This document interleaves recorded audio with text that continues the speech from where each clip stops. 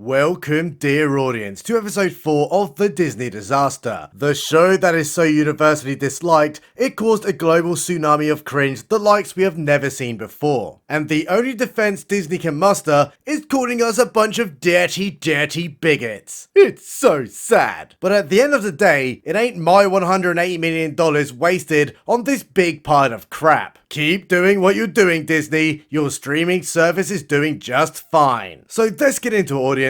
Let's find out what happened this time, because somehow the cringe returned. Show beginning, here we are at Planet Ep4, where the Wookiee with AIDS is living a solitary life for some completely unknown reason. And it is not because he was part of the Jedi Otto SpaghettiOs that killed to death the coven of cat ladies from the last episode, which is meant to be the big twist, but it's so obvious it's almost like Leslie Headland is trying to make it the worst kept secret in Hollywood. Well, that was great, we established where the Wookiee is. So let's immediately head to the planet Croissant, where the midget is getting taught how to fight the patriarchy by an effeminate Disney male character number 314. And he's telling them, keep each movement tight yet subtle. Because although what I just said was complete and utter gobbledygook, this show's forced diversity quotas is the only way men will ever watch women's football. But as he's mansplaining the offside rule, Bonquisha rolls up out of nowhere. And that was surprising, so the midget goes to greet her, only to be told that Bonquisha is going to leave the Scooby-Doo gang forever. No, cries the midget, you're totally leaving us? Yes, it turns out that not only am I stunning and brave, but I also have problems of my own. Like having an evil twin sister that I had no idea was still alive, but then it turned out she was alive, and she's evil. Oh, and good luck finding and arresting that bitch without me, though. Oh, what? This is so sad. I was really hoping that you would be the bassist in our super cool heavy metal Jedi funk rock roast potato band. I'm afraid not. The stars are calling me again, midget. And that was really interesting, because even though she says she's going to leave, everybody in the audience knows that she isn't. So what is the point in this scene? So let's head back to Kafar, where there's a bit of an Otto SpaghettiOs going on. Because it turns out, Shaniqua, an emasculated Disney male character, who is also the Apocrypha from episode 2, have worked out where that Wookiee is living. How did they do that? Literally nobody knows. But they have come to kill him to death. An emasculated Disney male character is telling Shaniqua that she has to kill the Wookiee because she made a deal with the Master, and if she betrays it, then she's a complete and utter dildo. But what is this deal? Nobody knows yet. But what we do know is Disney struck a deal with George Lucas and Disney destroyed Star Wars forever. So maybe they were the Sith all along. They get rolling into the woods, but while that's going on, a bunch of Jedi plus a butt plug headman, who in the canon isn't even alive yet, are having a meeting all about this totally evil twin and how she got to be so stunningly brave.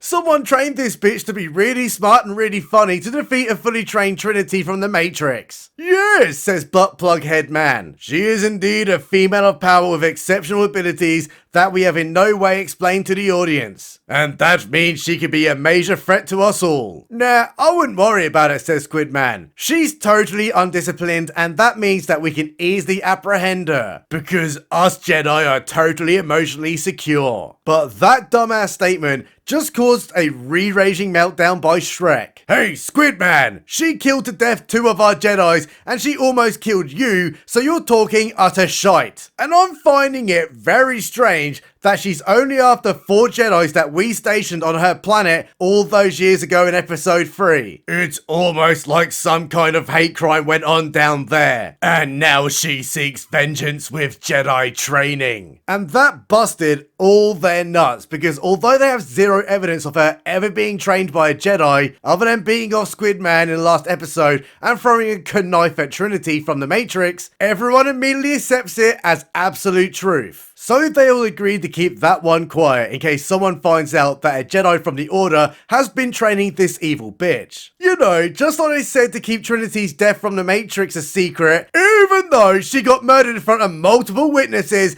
and it isn't going to be that hard to find out. So it's meeting over where Squidman gets running up to an angry Shrek, pleading not to get pegged tonight because she's really angry. Why didn't you tell me Shaniqua could still be alive? I literally saw her fall from an extremely high height inside of a burning building, and that is pretty much a death sentence in any right. Did you not see Rebel Moon? That guy fell from an imposter brew height, and he survived with 0 brain injuries. It is the latest trend in Hollywood, and we're all doing it. Oh, okay, I thought the latest trend was to pretend that you had no idea Harvey Weinstein was coercing women. But sure, we'll all go with falling from extreme heights and surviving somehow. Anyway, I'm gonna go off and find out where Shanika is, because obviously we need to take her in. Alright then, back to Bonquisha, who's about to leave Jedi School of Wizardry forever to never return. Until Squidman rolls up out of nowhere telling her, "Listen up bitch, the Scooby Gang have no hilarious comedians who crack jokes all the time without you. And also you're really smart. Can you please help us find your evil twin sister?" "I am sorry Squidman,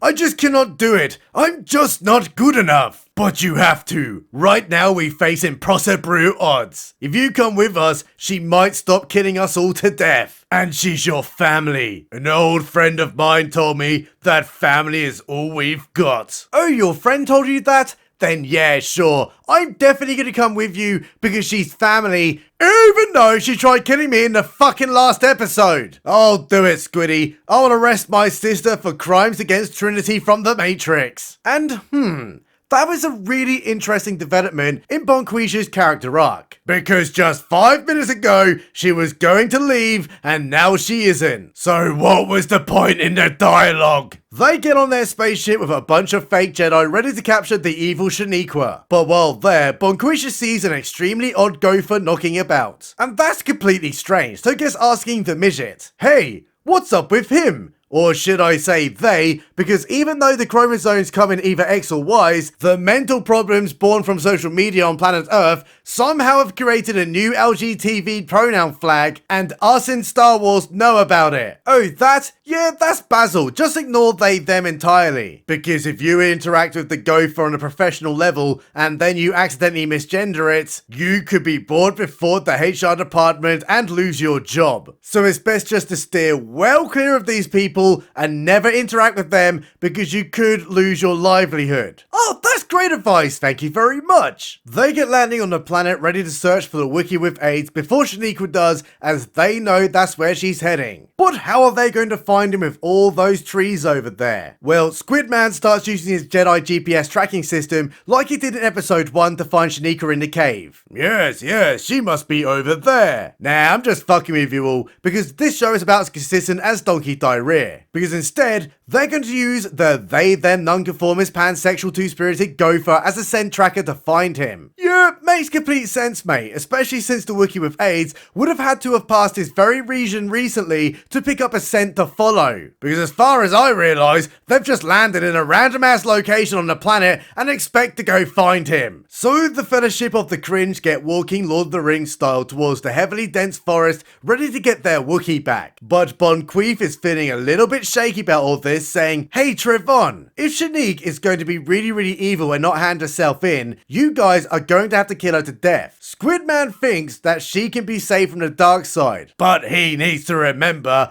that she tried to kill me to death when we were younglier. And a shit leopard doesn't change its spots, Randy. I know your pain, and I know why you're questioning things. Maybe Squidman actually brought you here to face her. Or maybe he brought you here to face yourself." Yeah, you're stunning and brave, Bonquish. You can do anything you put your mind to. So they get moving into the woods, but as they're tracking along using a pansexual nonconformist they-them gopher, a sudden evil flying insect pops out of a tree to come kill them to death. Oh, the suspense. Oh, the absolute terror. How will the Scooby-Doo gang survive this one? Very easy, actually, because remember, they have fucking lightsabers. What was the point in introducing this kind of danger if the issue is immediately resolved and faces no further threat at all? They get carrying on, where Bonquisha tells the midget, "Hey, when we were walking back there, I actually sensed that evil plot convenience creature by using the magic that my mum told me was called the thread." Oh, that's really stunning and brave, says the midget. That must mean you're getting all your force abilities back for absolutely no reason with zero character development to explain how this is happening. Yeah, it's totally great, isn't it? It's like I'm being written by a fucking 5-year-old. Well, that was a complete waste of time, so let's go for a scene transmission to the totally evil guys who are still tracking the Wookiee with AIDS, where they are now getting pretty close. But all that running around has worn out poor old Shanique. So they sit down for a while, where she gets telling him, "This isn't a test, is it? The Master called this the final lesson where I have to kill a Jedi without a weapon, and it has to be a lesson that I teach myself. But if I don't go ahead and do it, then the Master will kill me to death." No,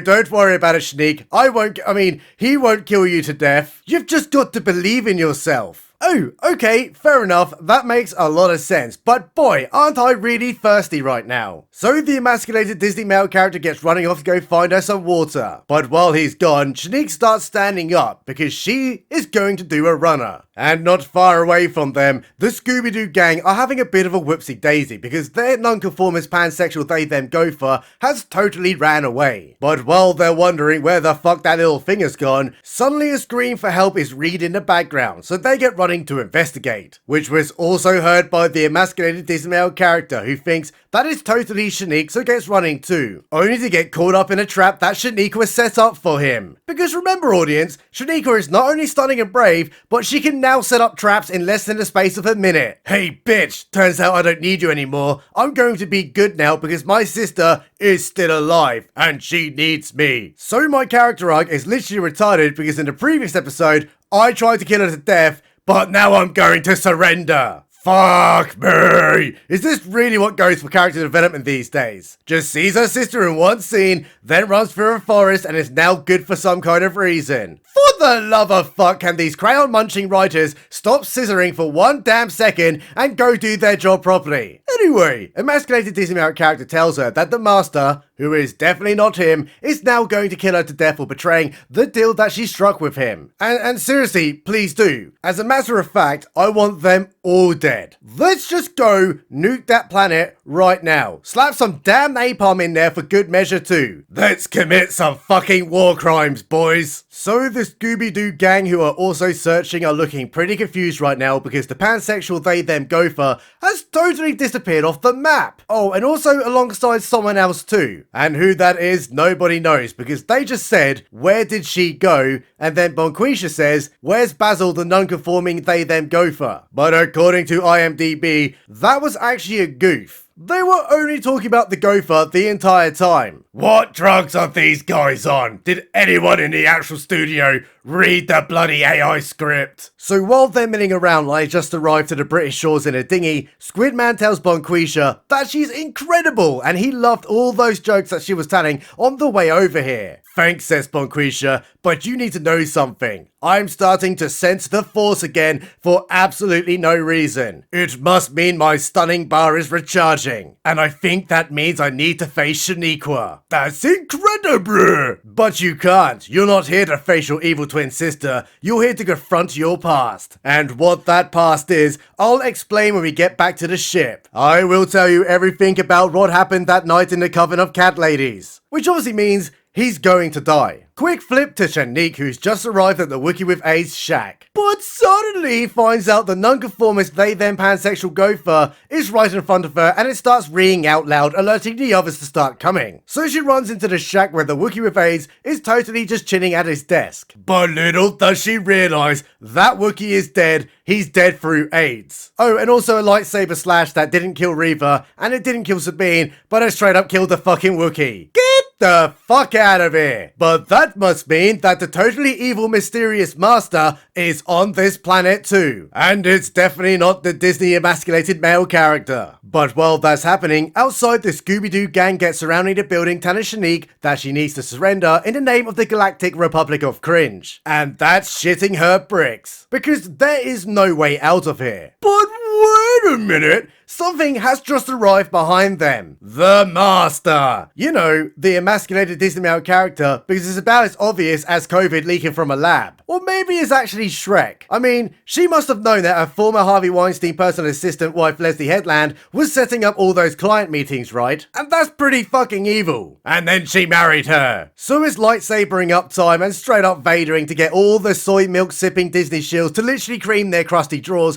and rate the show an 8 out of 10. Well, that was a heap of crap, and I cannot wait for next week where Shanique gets forgiven for murder, and then we find out the Jedi did the inside job on the Coven of Cat Ladies, and the Master is the emasculated Disney male character. $180 million. Big shout out to all my Patreon boys and guys. You are the reason my mummy calls me a special little boy. Love you all very much. Subscribe button. Is always right.